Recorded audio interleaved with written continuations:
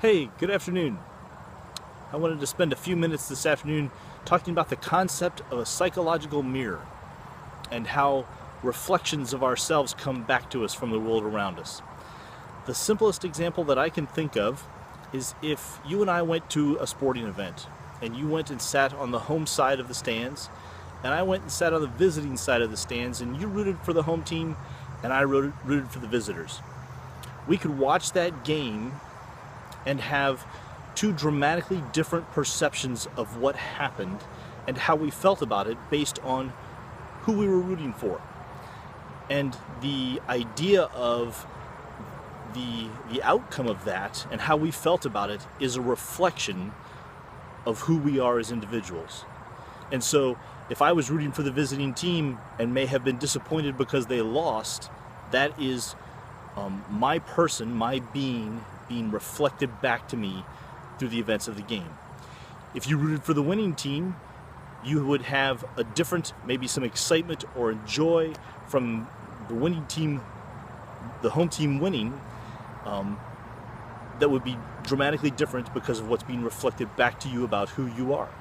And so these psychological mirrors exist nearly everywhere that we go, because how we experience the world is through our own perceptions of who we are. And sitting in a meeting next to the person that you sit next to in a meeting could have a dramatically different perception of what's happening compared to what you may be having based on what's being reflected back to them or back to you. At this part in the video, you're asking, John, why do I care? Well, the valuable tool in this is that if you can see the mirror and see what's being reflected back, you can ask yourself, what's coming up for me about this specific situation? What's going on here that I'm having this specific reaction, and why am I? That becomes a very powerful tool, because then you can look at whether or not you have the ability to change it. And suddenly, the world and all of the reflective surfaces around us of how we engage with our family, or our partner, or our employer, or our friends, or our enemies becomes very critical, because the way that they are acting and our perception of how they're acting can be changed from inside each of us. Being able to see that mirror becomes a very critical component of being able to change how you engage with the world. And if you can change from the inside, suddenly the world outside changes as well. So my challenge to you this week is to find some time to look at yourself of what's going on here as I'm reacting to this thing. And the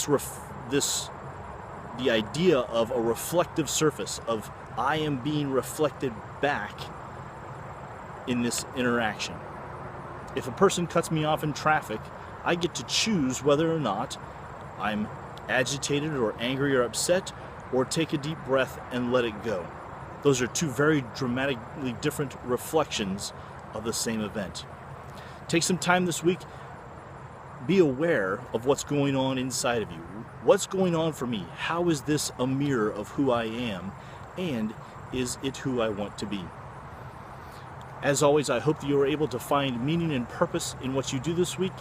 I'm John Rhoads. Thank you for this time together.